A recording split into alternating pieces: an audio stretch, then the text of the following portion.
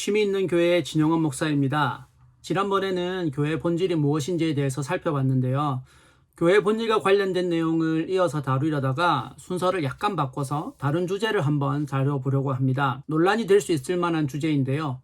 바로 교회의 정치적 성향이 무엇일까입니다. 정치는 매우 민감한 주제입니다. 명절에 오랜만에 모인 가족들끼리도 피해야 하는 주제라고 그렇게 하잖아요. 그런 이유 때문인지 교회에서 가장 쉬쉬하는 혹은 명확하게 정리되지 않는 영역이 정치이지 않을까 생각합니다. 토론의 영역으로 나오지 못하는 것이죠. 저는 개인적으로 선호하는 정치적 노선이 있습니다. 하지만 그것이 곧 교회의 정치적 성향이어야 한다고 생각하진 않습니다. 저 나름대로는 성경적 근거를 가지고 있지만 그것이 곧 교회 전체의 방향일 수는 없는 거죠. 목사가 곧 교회인 것은 아니니까요.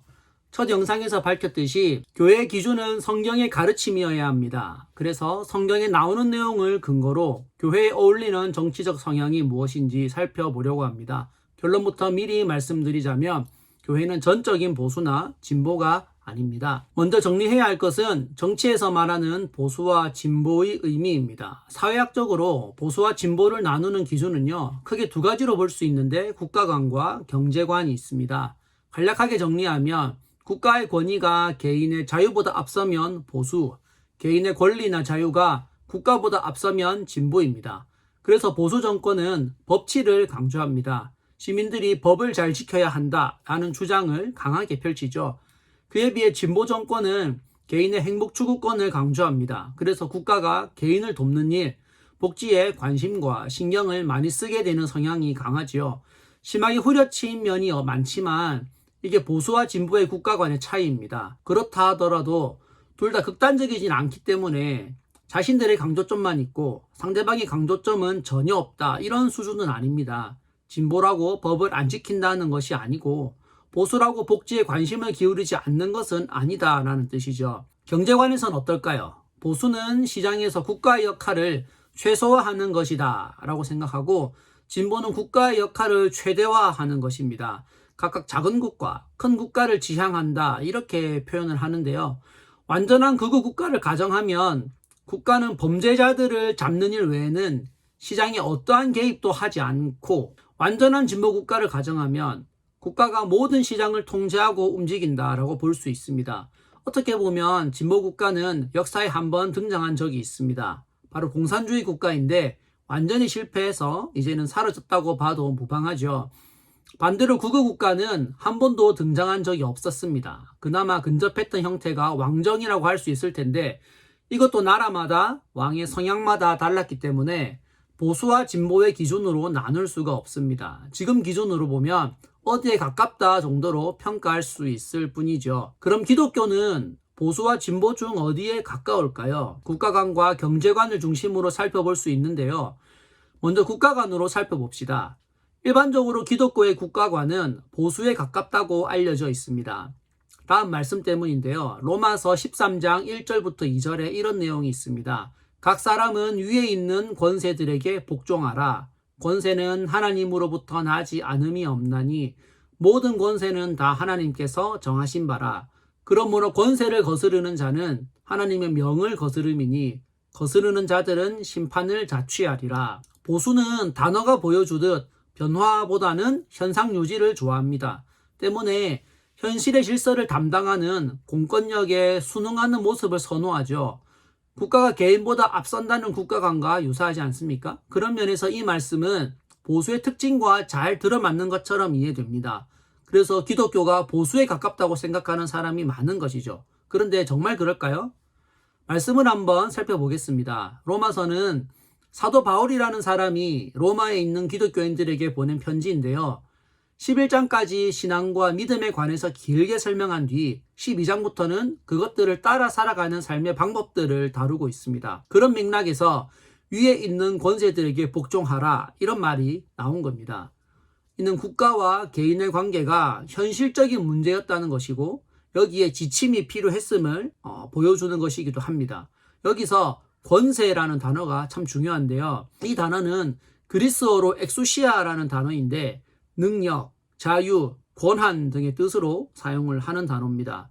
요한계시록 22장 14절에 같은 단어가 나오는데 자기 두루마기를 빠는 자들은 복이 있으니 이는 그들이 생명나무에 나아가며 문들을 통하여 성에 들어갈 권세를 받으려 함이로라 라는 이 말에서 권세라는 단어와 같은 단어입니다. 같은 엑수시아죠. 여기서 성에 들어갈 권세니까 권세는 성에 들어갈 엑수시아는 능력 혹은 자격을 받으려고 했다는 의미로 이해할 수 있습니다. 우리가 공항을 통과할 때 여권과 비자가 통과할 자격을 갖춘 사람임을 증명하잖아요. 그런 의미로 사용된 것이죠. 로마서에도 비슷합니다. 문맥상 고위직의 권한이 있는 고위직에서 다스릴 자격을 갖추온으로 보는 것이 적절합니다. 로마의 지도자들이 다스리는 자리에 있는 것, 거기서 사용하는 권력 등 모든 것이 하나님에게서 비롯되었으니 그들의 말을 들어라는 것이 각 사람은 위에 있는 권세들에게 복종하라. 권세는 하나님으로부터 나지 않음이 없나니 모든 권세는 다 하나님께서 정하신 바라는 이 말씀의 의미다라는 거죠. 일제시대에는 이 말씀을 식민 이데올로기를 정당화하는 데 사용한 친일 목사들이 있기도 했습니다. 로마가 이스라엘을 정복한 원수인데도 복종하라 했으니까 조선 사람들도 일본에 복종해야 한다. 이제 그런 의미로 사용을 한 거죠. 참 파렴치하죠? 반대로 독립군에 있던 기독교인들은 다른 말씀으로 일본에 대항해야 함을 주장하기도 했지요. 자기 필요에 맞게 말씀을 왜곡하는 게 얼마나 위험한지를 잘 보여주는 사례가 이 친일 목사들의 해석법인데요. 어쨌든 간에 로마서에서 로마는 현재의 정부와 유사한 집단입니다. 그렇기에 친정부적 태도를 갖는 것이 기독교인에게 바람직하다고 여겨지게 된 겁니다. 아울러 교회가 보수적이다는 말을 듣게 만든 결정적인 근거라고 할 수 있는 거죠. 그래서 이제 요즘 뉴스를 보면 기독교와 보수 정치단체가 거의 한 몸처럼 여겨지는 상황을 많이 보게 됩니다. 보수 정당의 유력 정치인은 자신은 폭력에 굴복하지 않는다고 교회에서 간증한 뒤에 총선 불출마를 선언했고, 같은 정당의 다른 정치인은 기독교 내에서도 매우 비난받는 일종의 유사교회에 간증하러 가기도 했습니다. 교회가 보수로 여겨지기에 나타나는 현상이죠. 교회의 꼴 보수인이 보수 정치인이 가는 것이 이상하지도 않고 거리낄 이유도 없는 것이죠. 여기에 한 가지 큰 오해가 작용하고 있는데요. 보수라는 단어의 혼용입니다. 무슨 말이냐면 정치적 보수와 종교적 보수에서 보수라는 단어가 각각 의미하는 바가 다른데 철자가, 그러니까 단어가 같으니까 일맥상통하다라고 여기는 겁니다. 예를 들면 이런 거죠. 우리나라에서 가장 큰 기독교 교파가 장로교인데요. 장로교는 카톨릭에 대항하여 일어난 종교개혁가들의 성경 해석법을 따르고 있습니다. 이 종교개혁가들은 오직 성경이라는 캐치프레이즈 안에서 성경 중심적으로 교회를 이끌어 갔습니다. 그런 면에서 새로운 해석보다는 오래된 해석을 선호했습니다. 성경이 기록되던 당시의 해석법, 그것들을 이어받은 후대, 흔히 교부로 불리는 믿음의 선배들의 해석을 존중한 것이죠. 그렇게 새로운 해석이 아닌 오래된 해석을 선호한다는 면에서, 또 기록된 성경을 중요하게 여긴다는 면에서 보수적인 사람들로 불리게 되었습니다. 활동하던 당시의 주도적인 세력이던 가톨릭의 해석을 반대했다는 면에서는 개혁적, 진보적이었지만 가톨릭 이전의 선배들의 해석으로 돌아가려고 했다는 점에서 보수적인, 지금의 과학이나 인문학의 주장들보다 성경을 제1원리로 삼는다는 면에서 보수적이라고 평가받는 집단이 된 거죠. 그 직접적인 후예가 보수적인 장로교입니다. 한국 교회의 가장 주도적인 그런 교파라고 할 수 있죠. 근데 이 보수적이라는 단어와 정치에서 말하는 보수적이라는 단어가 같잖아요. 거기에서 동질감을 느껴버리는, 생겨버리게 되는 겁니다. 그러면서 정치의 보수 집단과 종교의 보수 집단이 연합하는 일이 생겨난 겁니다. 그게 우리나라의 전반적인 상황이고 미국에서도 나타나는 현상입니다. 미국에서도 기독교, 엄밀히 말해 개신교와 가톨릭을 더한 기독교가 보수 정당인 공화당과 긴밀한 사이인 게 우리나라와 비슷한 그런 모습인 겁니다. 보수라는 단어가 같아서 나타나 버린 결과인 거죠. 앞서 말한 로마서 13장 1절부터 2절의 말씀과 그 해석이 은연중에 작용했으면 말할 것도 없는 것이죠. 기독교의 보수와 정치권의 보수가 결합하는 게 왜 오해에서 비롯된, 더 적나라하게 말하면 심각한 오류라고 할 수 있을까요? 이 로마서 13장의 권세에 복종하라는 말은 보수 정권에 복종하라는 말이 아니기 때문입니다. 말 그대로 국가의 지도자들에게 복종하라는 겁니다. 지금의 정치색이 전혀 들어있지 않은 거죠. 보수 정권이든 진보 정권이든 누가 지도자가 되건 그들에게 복종하라는 겁니다. 그런데 지금의 기독교에 그런 모습이 있나요? 전혀 그렇지 않죠. 보수 정치인이 교회에서 간증해도 진보 정치인은 교회에서 간증하지 않잖아요. 막말로 교회는 진보 정치인을 간증하라고 초청하는 경우가 거의 없습니다. 교회가 스스로를 반쪽짜리로 만들고 있는 겁니다. 교회 스스로 자각하지 못하고 있을 뿐인 거죠. 오히려 보수 정권에만 충성하고 복종하라는 것으로 성경을 왜곡하는, 완전히 잘못 해석하고 있다라고 볼 수 있는 겁니다. 뼈아픈 실책이고 형편없는 상태인 거죠.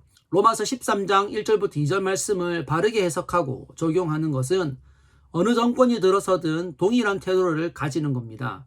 진보냐 보수냐를 따지기보다 들어선 정권이 법을 잘 지키며 바르게 권한을 사용하고 있다면 지지하고 응원하는 것이 교회의 역할입니다. 그렇게 하고 있지 않은 교회와 교인들은 각성해야, 교회의 표현대로 회개해야 합니다. 다시는 그런 잘못을 저지르지 않도록 고쳐야 하는 거죠. 요약하자면 로마서 13장 1절부터 2절에서 말하는 위에 있는 권세에게 복종하라는 말은 보수 정치와 친밀해지라는 것이 아니라 정당한 정권이면 누구에게든 복종하라는 내용입니다. 이것이 기독교의 바른 국가관입니다. 다음으로 경제관에 관해서 살펴볼 건데요. 기독교의 경제관도 앞서 말했던 보수라는 단어의 혼용 때문에 보수적인 경제관과 가깝다고 생각하는 사람들이 많습니다. 여기에 자유라는 단어의 혼용도 작용하죠. 기독교는 대체적으로 자유를 좋아하는데요. 그 이유 중 대표적인 게 누가복음 4장 18절 말씀을 들 수 있습니다. 읽어드릴게요.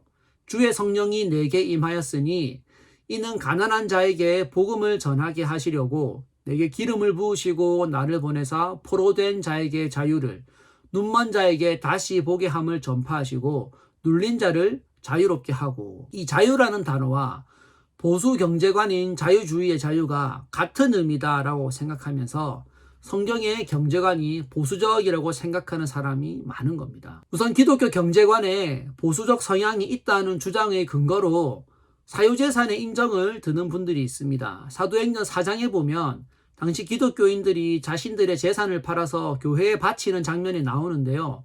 이를 근거로 당시 사람들에게 사유재산이 있었으니 기독교가 보수적 경제관을 인정한다, 그것을 받아들인다고 주장하는 그런 주장인 거죠.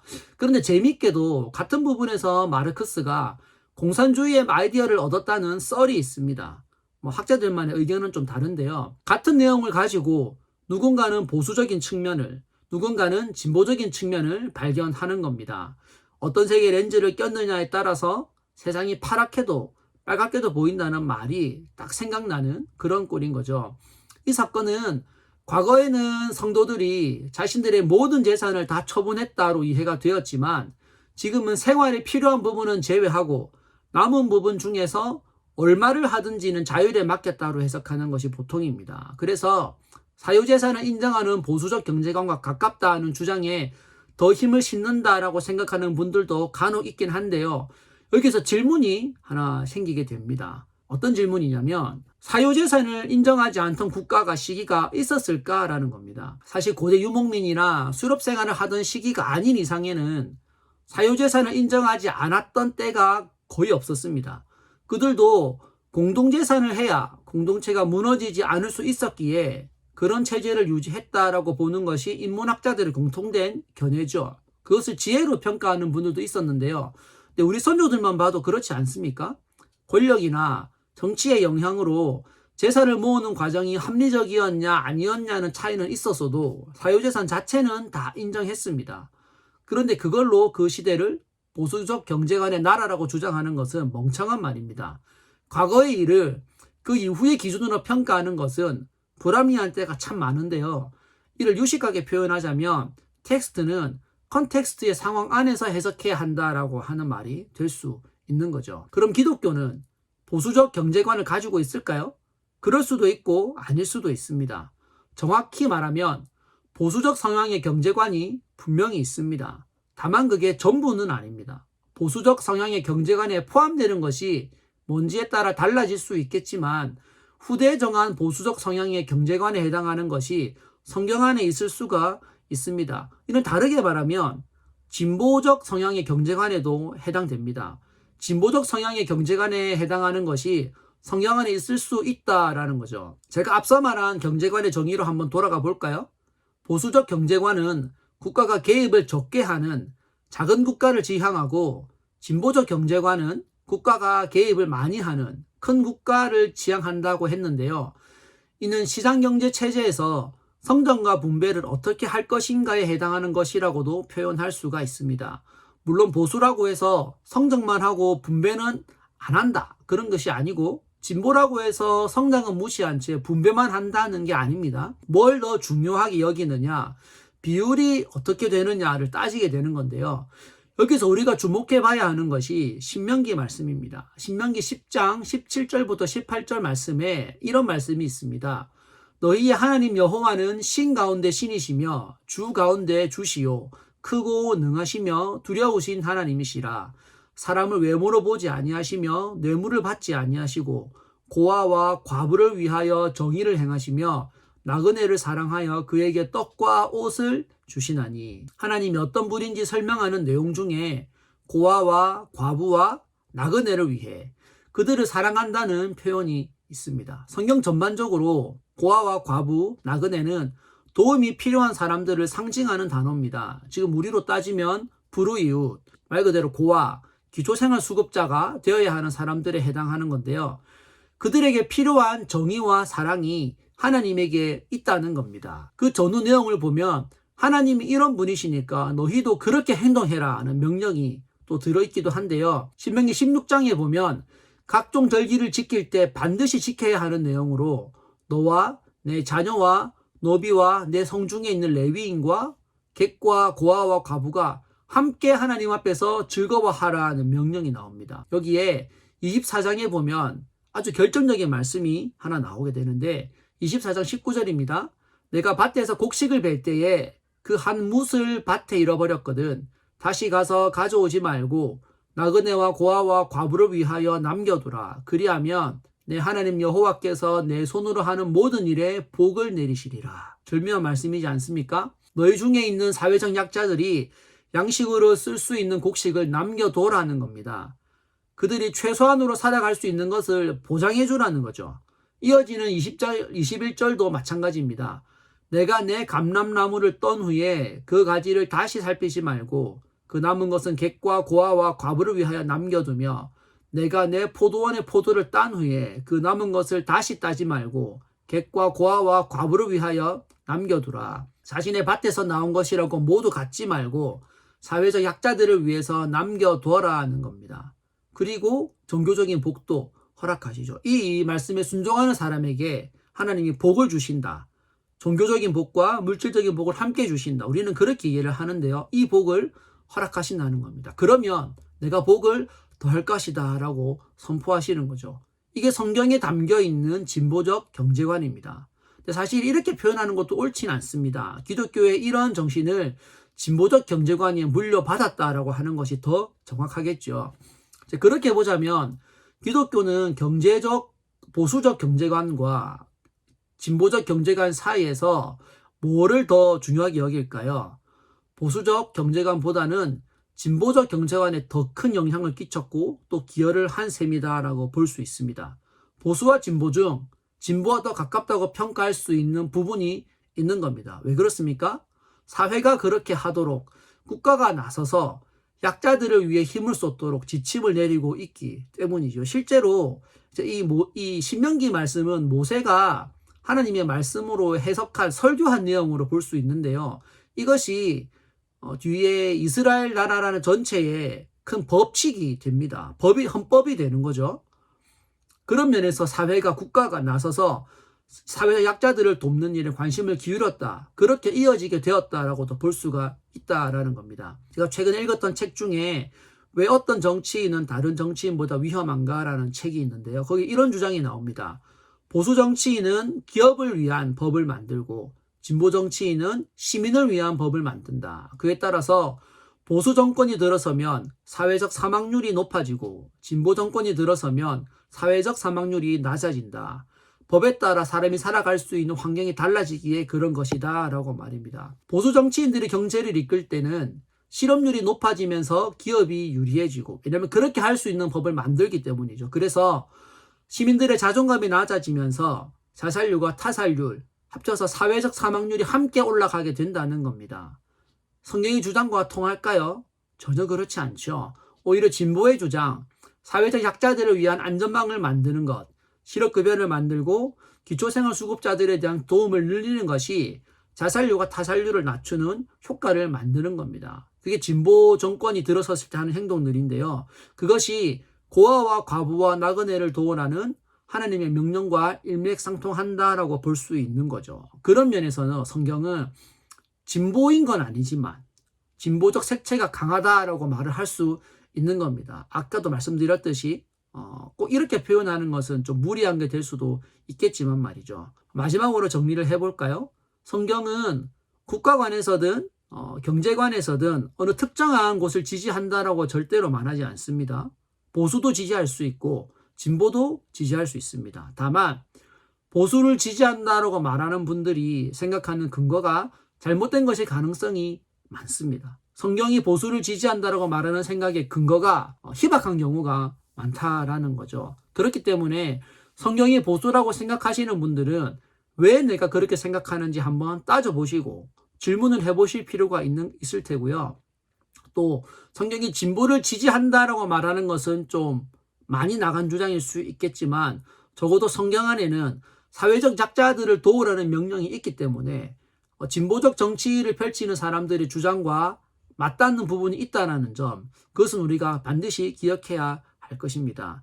그런 면에서 너무 보수 일변도의 색깔을 띠고 있는 한국 교회는 진보적인 성향이 어떤 것인지를 좀 진지하게 고찰하고 그것을 받아들이는 태도가 반드시 필요하지 않나, 저는 그렇게 생각을 합니다. 그런 면에서 지금의 한국 교회는 보수보다는 진보에 조금 더 관심을 가져야 한다. 그래서 지금은 약간의 진보적 성향을 띠는 것이 좋겠다. 성경적으로 꼭 그래야 한다는 것이 아니라 균형을 맞추기 위해서